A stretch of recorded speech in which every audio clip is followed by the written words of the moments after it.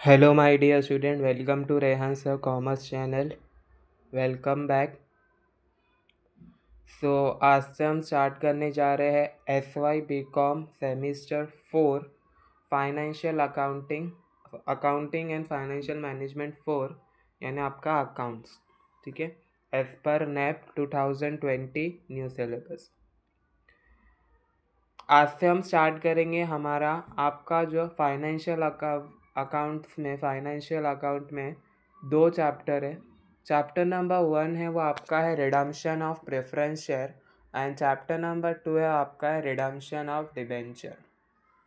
ठीक है, मैंने इससे पहले जो है पेपर पैटर्न और सिलेबस आपको एक्सप्लेन कर चुका हूँ। अगर आपने अभी तक उसकी वीडियो नहीं देखी है तो मैं डिस्क्रिप्शन में उसकी लिंक दे दूँगा, आप वहाँ जाके देख सकते हो सिलेबस और paper pattern of this subject.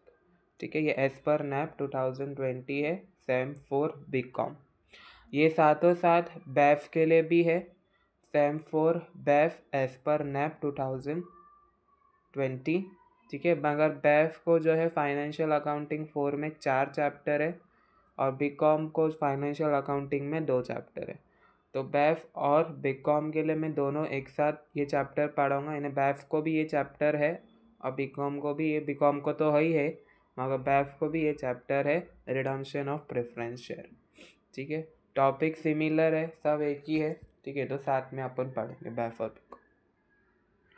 सबसे पहले हम जानेंगे रिडम्पशन ऑफ प्रेफरेंस शेयर होता क्या। ध्यान से सुनना, आपका टॉपिक है चैप्टर नंबर 1 है रिडम्पशन ऑफ प्रेफरेंस शेयर, और आई थिंक सो बैफ के लिए चैप्टर नंबर 2 है ये वाला चैप्टर, ये वाला topic, that is redemption of preference share. Topic का नाम यही है, बस उस चैप्टर नंबर 2 है आपका बैफ के लिए। BCom के लिए चैप्टर नंबर 1 है redemption of preference share. Redemption of preference share actual में होता क्या है। यहाँ पे ध्यान देना, फॉर एग्जांपल मेरा एक बिजनेस है, मेरी एक कंपनी है। ठीक है, वो कंपनी, मैंने एक बिजनेस चालू किया। ठीक है, अब वो बिजनेस चलाने के लिए मुझे क्या लगेगा, पैसे की ज़रूरत लगेगी। राइट, बिजनेस, कोई भी बिजनेस आप चालू करो या मैं बिजनेस चालू कर रहे, तो हमको बिजनेस चलाने की सबसे पहले तो क्या असेट, सब चीज़ों से पहले कि हमको सबसे पैसों की ज़रूरत लगे। फॉर एग्ज़ाम्पल मैंने अपने तरफ से थोड़ा पैसा, मैंने अपना पैसा लगाया अपने बिजनेस के अंदर। ठीक है, बिजनेस चालू किया, मैंने अपना पैसा लगाया बिजनेस के अंदर, फिर भी मुझे जो है पैसे की ज़रूरत पड़ रही है। तो ऐसे सब बिजनेस, जो बड़े बड़े बिजनेस वो लोग होते हैं, बिजनेसमैन होते हैं, जब भी उनको पैसे की ज़रूरत पड़ती है ना, तो वो मार्केट में अपने शेयर इशू करते हैं। ठीक है, आप लोग को पता होगा, ये टॉपिक आपने स्टैंडर्ड 12th में पढ़ा है, इशू ऑफ शेयर, आपने 12th में पढ़ा है ये टॉपिक। और सेम टॉपिक है, कुछ अलग नहीं है, बट हमने उधर इशू किया था, यहाँ रिडम्पशन करना है, बस फर्क इधर, इतना ही है। ठीक है, अच्छा, मैं किधर था, मैं ये बोल रहा था हमको बिजनेस चलाने के सबसे पहले तो किसकी ज़रूरत पड़ती है, पैसे की। तो मैंने अपना पैसा जो है लगाया बिजनेस के अंदर। ठीक है, बिजनेस के अंदर मैंने अपना पैसा, खुद का पैसा लगाया, फिर भी मेरे को पैसे की ज़रूरत पड़ रही है। तो मैं मार्केट में अपना जो है वो शेयर इशू करूँगा, अपने कंपनी का जो है मैं मार्केट में शेयर इशू करूँगा। लोगों को बोलूँगा मैं शेयर इशू कर रहा हूँ, इतने रुपए का शेयर है, 5 रुपये का है, 10 रुपये का है, 20 रुपये का है, 100 रुपये का है। ठीक है, तो लोग क्या करेंगे, मेरे शेयर परचेज करेंगे, तो उससे मुझे क्या मिलेगा, पैसा मिलेगा। राइट, मैं मार्केट में शेयर इशू कर रहा हूँ, तो शेयर इशू कर रहा हूँ, तो उसके बदले मुझे क्या मिल रहा है, लोग मेरा शेयर खरीद रहे, तो उसके बदले मुझे क्या मिल रहा है, पैसा मिल रहा है। तो जब भी मुझे अगर बिजनेस में, कंपनी में मुझे पैसे की ज़रूरत पड़ रही है, तो मैं मार्केट में क्या करूँगा, फ्रेश इशू करूँगा, जिसको हम बोलते हैं मार्केट में शेयर इशू कर रहे हैं। ठीक है, अब मैंने शेयर इशू कर दिया मार्केट में, उसके बाद लोगों ने मेरे शेयर भी खरीद लिया और अच्छा खासा मेरे पास पैसा आ गया। ठीक है, अब मुझे ऐसा लग रहा है, मेरे को ऐसे शेयर, आपने अभी शेयर खरीदा, तो अपने को मालूम है अपने दो तरीके के शेयर होते हैं, एक होता है प्रेफरेंस शेयर और सेकेंड होता है इक्विटी शेयर। इक्विटी शेयर वालों को एक फिक्स डिविडेंड नहीं मिलता है, प्रेफरेंस शेयर को फिक्स डिविडेंड मिलता है। राइट, आप हमारा टॉपिक का नाम है redemption of preference share. Topic का नाम क्या है? Redemption of preference share. तो हम किसकी ज़्यादातर बात करेंगे इस टॉपिक के अंदर, इस चैप्टर के अंदर? प्रेफरेंस शेयर होल्डर की।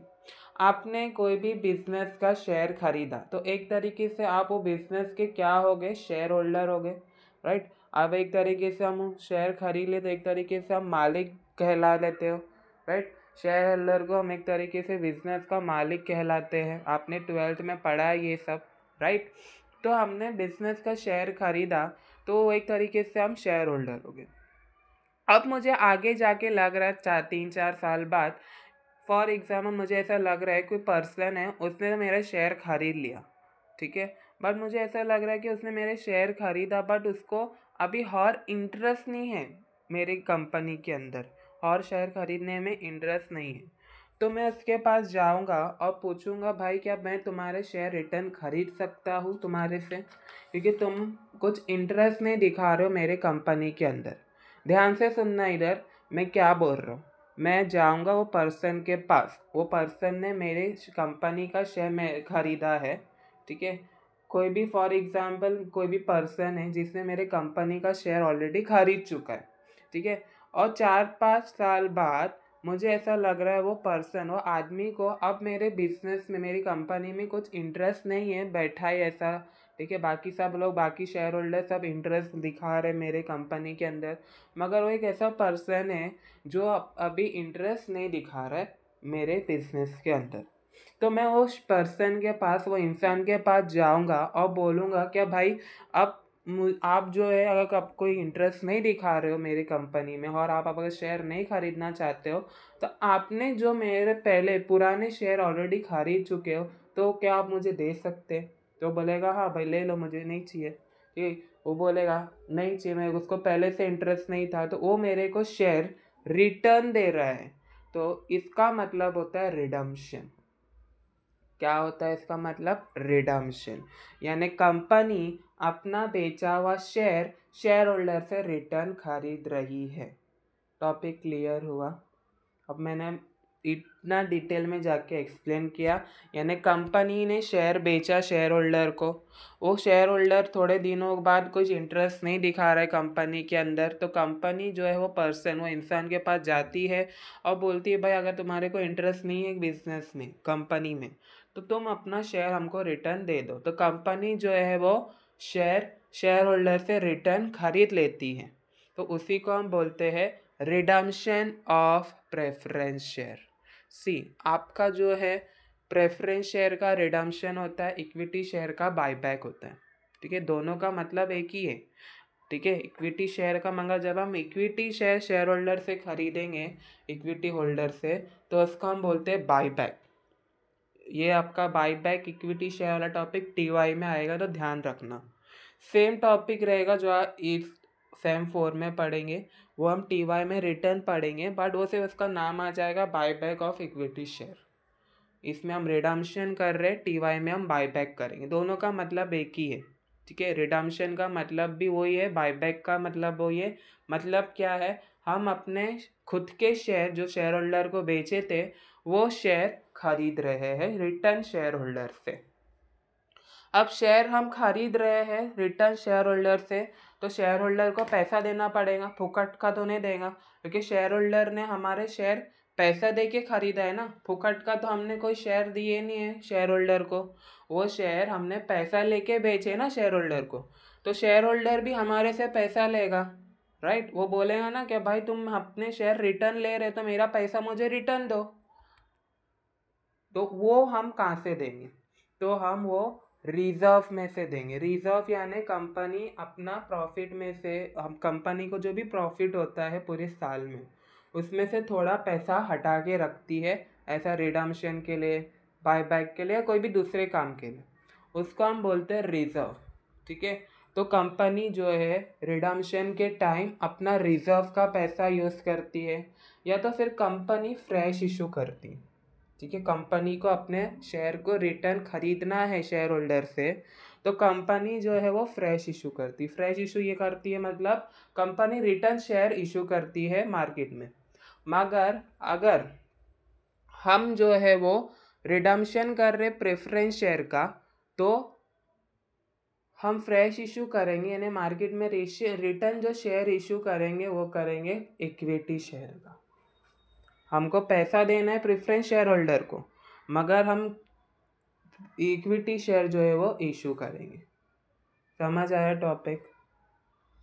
रिटर्न एक्सप्लेन कर रहा हूँ। रिडम्पशन ऑफ प्रेफरेंस शेयर का एक तरीके से मतलब ये होता है कि हमने जो शेयर होल्डर को शेयर बेचा, वो हमारे खुद के शेयर हम जो है वो शेयर होल्डर से रिटर्न खरीद रहे हैं, उसको हम बोलते हैं रिडम्पशन ऑफ प्रेफरेंस शेयर।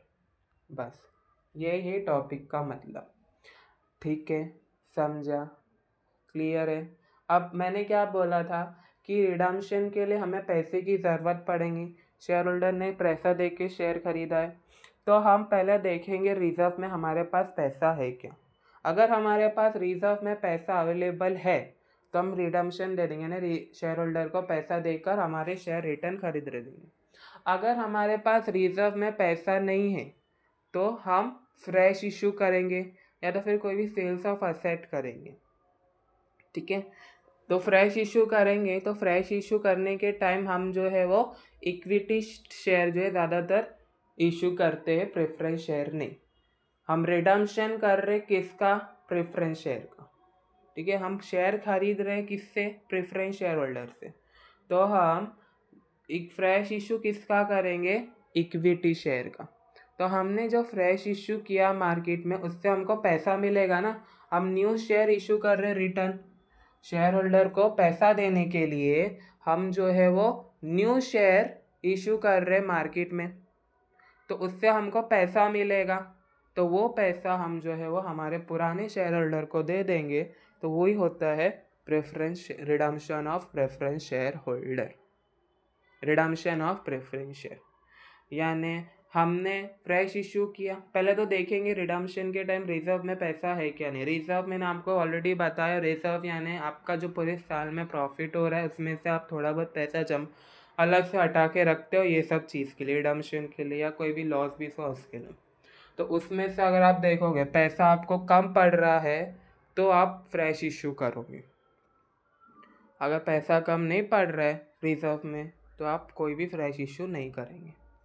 ठीक है, अगर पैसा ज़्यादातर कम ही वाला आता है, ठीक है, तो जब हम फ्रेश इशू करते हैं वो इक्विटी शेयर का करते हैं।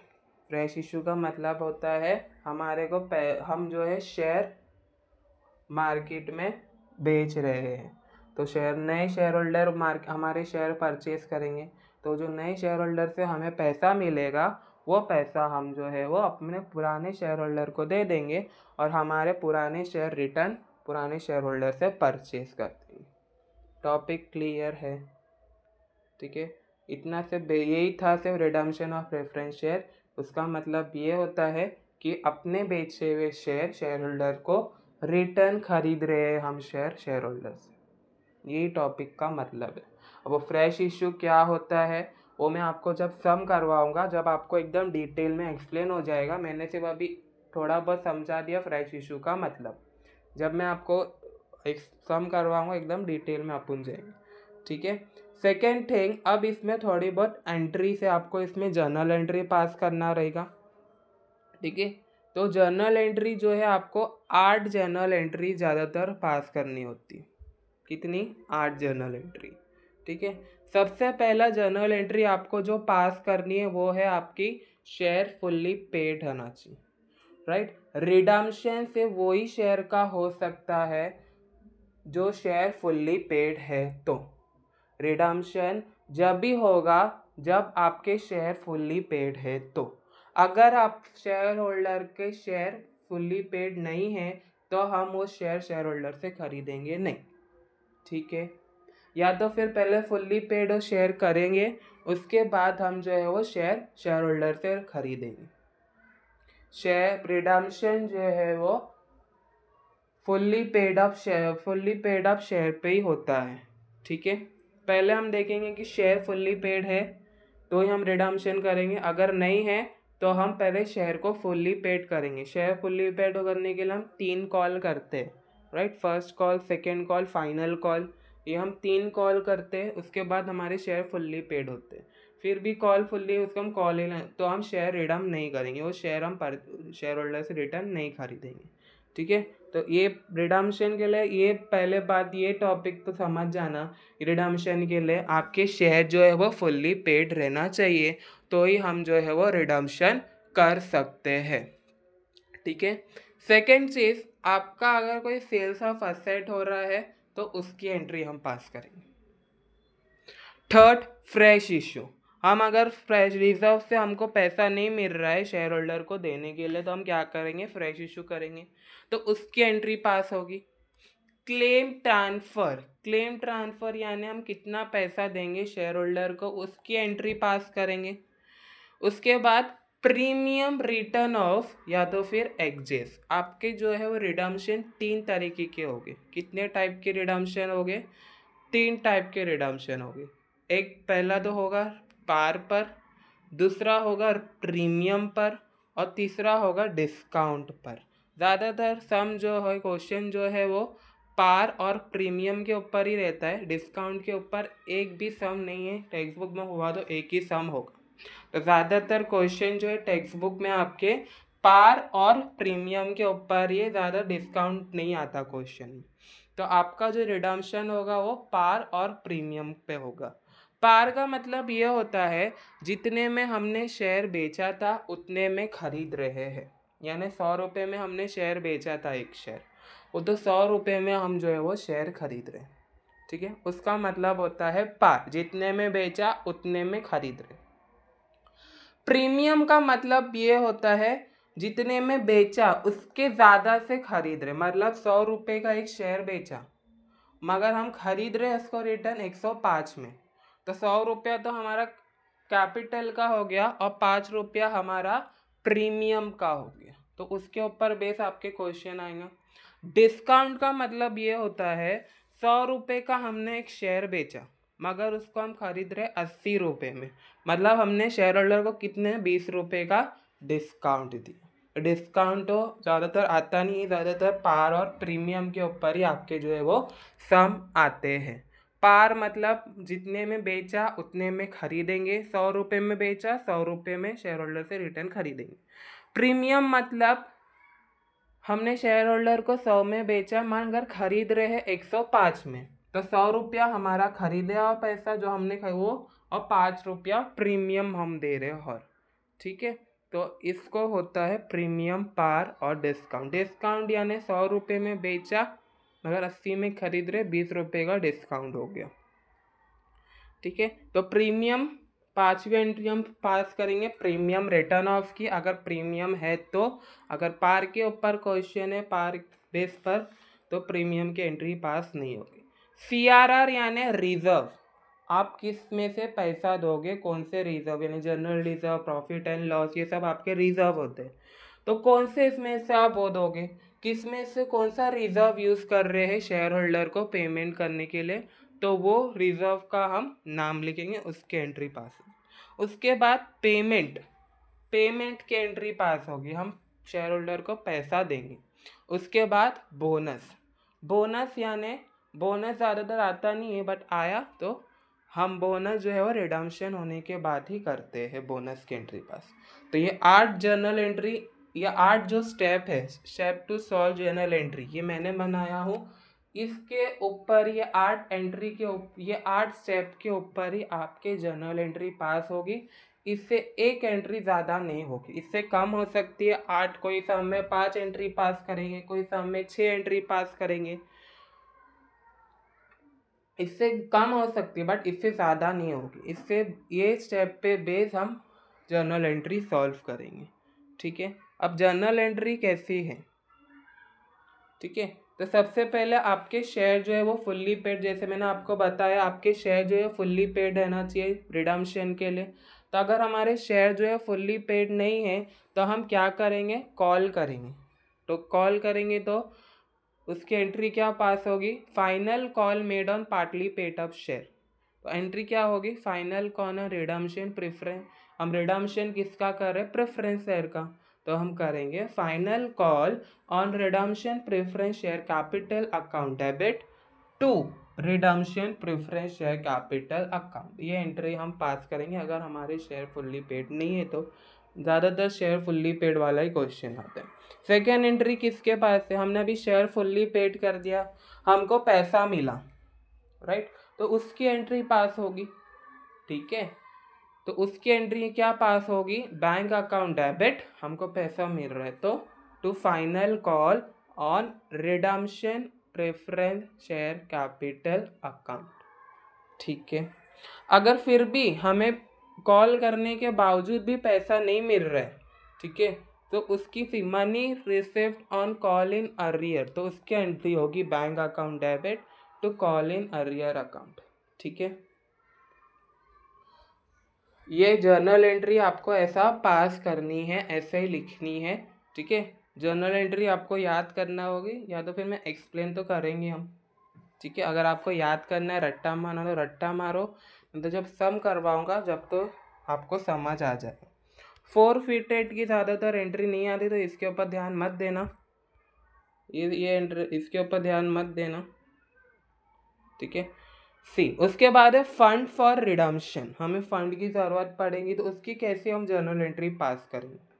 इशू ऑफ न्यू शेयर, हम शेयर इशू करेंगे, राइट, अगर पार पे इशू कर रहे, पार पे मतलब जितने में बेचा उतने में खरीद रहे हैं, तो उसकी एंट्री हम कैसे पास करेंगे फ्रेश इशू में, तो bank account debit to equity, या तो फिर प्रेफरेंस शेयर इशू कर रहे हैं वो शेयर कैपिटल अकाउंट। ठीक है, अगर हम प्रीमियम पर फ्रेश इशू कर रहे हैं तो एंट्री क्या होगी, bank account debit to equity या preference share capital account to share premium account. ठीक है, अगर हम प्रीमियम पे एंड वो कर रहे, प्रीमियम पे शेयर इशू कर रहे तो एंट्री हम ये पास करेंगे, अगर पार पे हम इशू कर रहे हैं तो एंट्री हम ये पास करेंगे। या तो फिर हम कोई सेल्स ऑफ असेट हो रहे, सेल्स ऑफ असेट यानी एक तरीके से हमारा असेट जा रहा है, राइट, ओके। सो अगर हम कोई सेल्स ऑफ असेट कर रहे हैं तो सेल्स ऑफ असेट अगर प्रॉफिट में हो रहा है, ठीक है, तो अगर प्रॉफिट में हमारा कोई इन्वेस्टमेंट बिक रहा है, असेट बिक रहा है, तो उसकी एंट्री क्या होगी, bank account debit, bank account cash and bank account debit, जो भी असेट बेच रहे हैं उसका नाम। ठीक है, उसका नाम आ जाएगा। अगर हम जो असेट बेच रहे हैं, अगर हम जो असेट बेच रहे हैं वो लॉस में हमको मिल रहा है, मतलब असेट था हमारा, हमने खरीदा था असेट जो था वो 3 लाख में, मगर हमने बेचा तो उससे हमको पैसा मिला 2,80,000, तो 20 लाख हमारा लॉस हो गया, 20,000 हमारा लॉस हो गया। खरीदा था हमने 3 लाख में, हमने उस असेट को बेचा तो हमको मिला से 2,80,000, तो 20,000 का हमको लॉस हो गया, तो उसकी एंट्री कैसा पास होगी, cash and bank account debit to, नहीं, cash and bank account debit, अगर लॉस हो रहा है तो profit and loss account debit to जो असेट है वो असेट का नाम। ठीक है, अगर प्रॉफिट हो रहा है तो 2 वो पास होगा, लॉस हो रहा है तो 3। अभी पेबल की एंट्री, जर्नल एंट्री कैसा लिखेंगे, तो ये सब जर्नल एंट्रीज है। अमाउंट पेबल ऑन रिडम्पशन, तो एंट्री क्या होगी, अगर प्रीमियम नहीं है क्वेश्चन में तो एंट्री होगी रिडीमेबल, सी अगर प्रीमियम नहीं है क्वेश्चन में तो एंट्री होगी redeemable preference share capital account debit to preference share holder account. अगर प्रीमियम में है क्वेश्चन तो एंट्री होगी redeemable preference share capital account debit premium on redemption of preference share account debit to preference share holder account.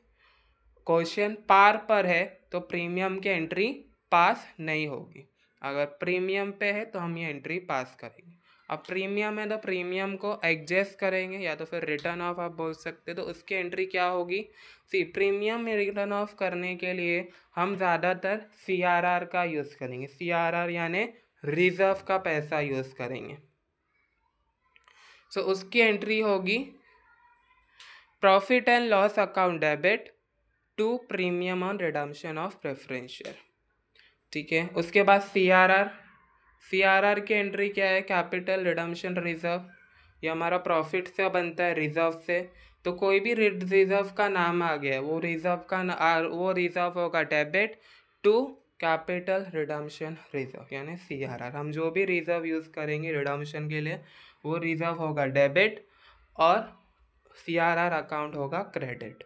उसके बाद हम payment करेंगे share holder को, तो उसकी एंट्री क्या होगी, preference share holder account debit to bank account. हमारा पैसा जा रहा है तो bank account credit to preference share holder account debit to bank account, ठीक है।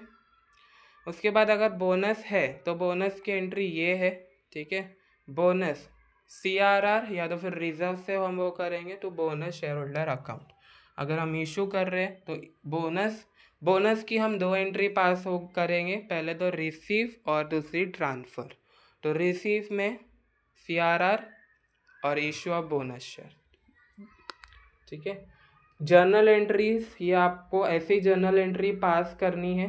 ये 8 स्टेप जो मैंने आपको बताया, 8 स्टेप, ये 8 स्टेप के ऊपर ही ये आपकी जर्नल एंट्री है, ठीक है। ये सब जो जर्नल एंट्री आपकी टेक्स्ट बुक में अवेलेबल है, ठीक है। अगर आपको चाहिए तो याद कर लेना, या तो फिर सम जैसे जैसे आप सम करते जाओगे वैसे वैसे आपकी तो प्रैक्टिस हो जाएगी, ठीक है।